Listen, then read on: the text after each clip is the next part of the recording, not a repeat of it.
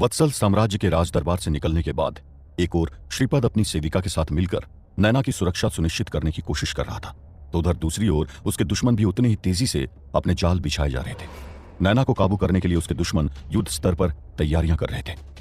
एक ओर देववर्मन ने अपनी बहन की मदद से नैना के खिलाफ शाही फरमान जारी करवा दिया था, तो उधर दूसरी ओर ओमव्रत ने अपने पिता को भी अपने साथ मिला लिया था और अब उसे नैना के जवाब का इंतजार था। अरुणिमा के लिए यह सब कर रहा ओमव्रत नैना से ना सुनने की स्थिति में किसी भी हद तक जाकर उसे अपने साथ शादी करने के लिए मजबूर करने के बारे में सोच चुका था। सिंहवर्मन की हत्या तो अशोक ने की थी, लेकिन सभी को उसकी मौत का कारण नैना ही लग रही थी और सभी उससे ही बदला लेना चाहते थे। श्रीपद को अभी नैना के लिए ओमव्रत के रूप में ही असली खतरा नजर आ रहा था, लेकिन श्रीपद को अभी देववर्मन की चाल के बारे में नहीं पता था। अपनी बड़ी बहन हेमा से नैना के खिलाफ शाही फरमान निकलवाने के बाद देव अपनी बहन मेनका के साथ शाही दवाखाना पहुंच चुका था। देव खुद तो चल भी नहीं पा रहा था, लेकिन अपने सैनिकों की सहायता से वो बहन के साथ एक बार फिर से शाही दवाखाने के दरवाजे पर खड़ा था। शाही दवाखाने के बाहर खड़ा देववर्मन चिल्लाते हुए कहता है, रामू, रामू, बाहर निकलो, अपनी खैर चाहते हो तो अभी बाहर निकलो। हेमा द्वारा वत्सल साम्राज्य के युवराज ओमव्रत की शाही मोहर का इस्तेमाल करके जारी किए गए आदेश के बाद देववर्मन के साथ शाही दवाखाने के दरवाजे पर कुसान की पूरी फौज खड़ी थी। शाही आदेश होने की वजह से कुसान के मंत्री, महामंत्री और सेनापति भी देववर्मन के साथ खड़े थे। उधर शाही दवाखाने के भीतर खड़ा रामू कुसान की सारी सेना को हरकत में देख थोड़ा चिंतित हो गया था। नैना तो यहां नहीं है, अगर इन्होंने अशोक को हाथ लगाया तो वो अलग मुसीबत खड़ी कर देगा, इसे गुप्त रास्ते से बाहर ही भेज देता हूं। यही सोच रामू अपने सेवकों के साथ अशोक को गुप्त रास्ते से बाहर भेजता है और खुद शाही दवाखाने के मुख्य दरवाजे पर आ खड़ा होता है। क्या हुआ युवराज देव, आप इस तरह मुझे क्यों पुकार रहे हैं? रामू को अपने सामने देख देव अपने सैनिकों की मदद से खड़ा होता है। शाही दवाखाने के नौकर रामू, तुमने दवाखाना चलाने के नाम पर इस राज्य में बहुत अराजकता फैला रखी है। अब तुम जल्दी से अपनी झूठी दुकान को बंद करो और उस 2 टके की लड़की नैना को हमारे सामने पेश करो। देववर्मन से थोड़ा पीछे खड़ा अमात्य और जयराम भी देव की बातों को चुपचाप सुन रहे थे। देव की बातों को सुन रामू उसे जवाब देते हुए कहता है, युवराज देव, पहली बात, नैना इस वक्त शाही दवाखाने के भीतर नहीं है, और दूसरी बात, प्रतियोगिता में बेईमानी की शुरुआत आप लोगों ने की थी, फिर आप किस आधार पर नैना के ऊपर आरोप लगा रहे हैं? रामू की बातों को सुन देव उसे जवाब देते हुए कहता है, इस प्रतियोगिता के निर्णायकों ने भी नैना को गड़बड़ी करने का दोषी माना है। तुम्हारे इन झूठी बातों से नैना बेकसूर साबित नहीं हो जाएगी, उसे और उसके उस साथी को किए की सजा जरूर मिलेगी। उन दोनों के लिए मौत की सजा लिखी जा चुकी है।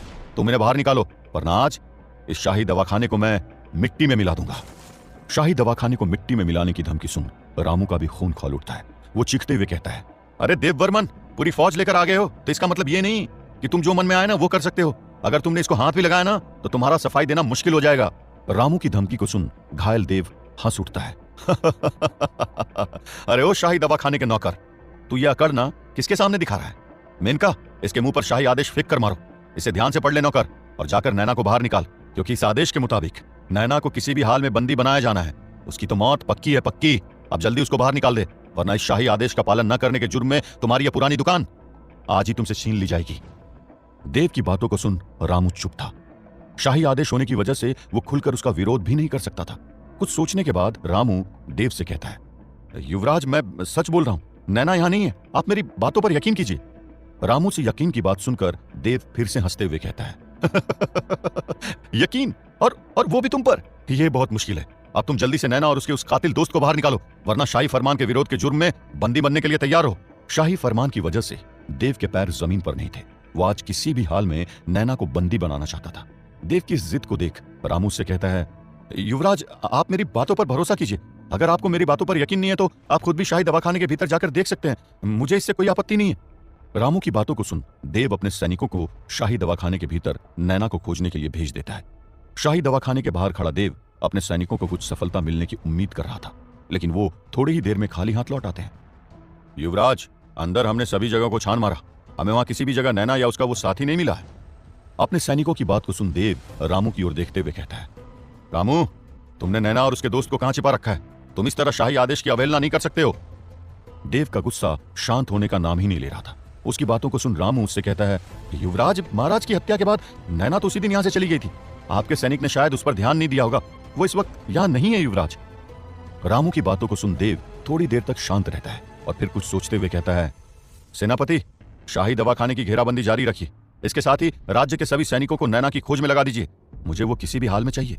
नैना को खोजने के बीच में जो भी आए ना, उसे आप बंदी बनाइए और शाही फरमान न मानने के जुर्म में मृत्युदंड दीजिए। मुझे नैना किसी भी हाल में चाहिए, किसी भी हाल में। इतना कह देव रामू की ओर देखते हुए कहता है, रामू, अगर मुझे यह खबर मिल गई कि नैना को तुमने पनाह दी है तो उसी क्षण से भूल जाना कि यह शाही दवाखाना कभी तुम्हारा था भी। इतना कह देव वर्मन वहां से चला जाता है। नैना को खोजने वाला देव अकेला नहीं था।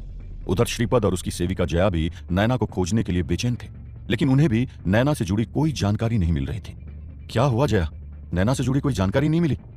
कुसान राज्य की सीमा में ही ठहरा हुआ श्रीपद अपनी सेविका जया से यह सवाल करता है। श्रीपद के इस सवाल को सुन जया उससे कहती है, नहीं राजकुमार, शाही दवाखाने का वो बुढ़ाऊ हम पर तनिक भी भरोसा करने या नैना से जुड़ी कोई भी जानकारी देने को तैयार ही नहीं है। वो तो मेरी बात ही नहीं सुन रहा है।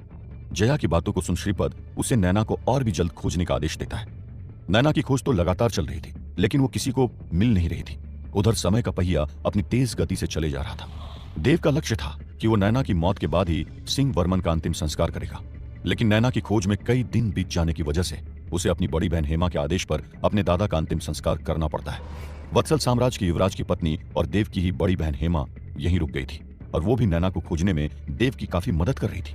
पूरा वर्मन परिवार अपने मुखिया की मौत का बदला लेने के लिए नैना को खोज रहा था। नैना के न मिलने की वजह से देव वर्मन अपने सैनिकों पर भड़क रहा था। अरे क्या कर रहे हो तुम सब? तुमसे अभी तक वो लड़की नहीं पकड़ी गई।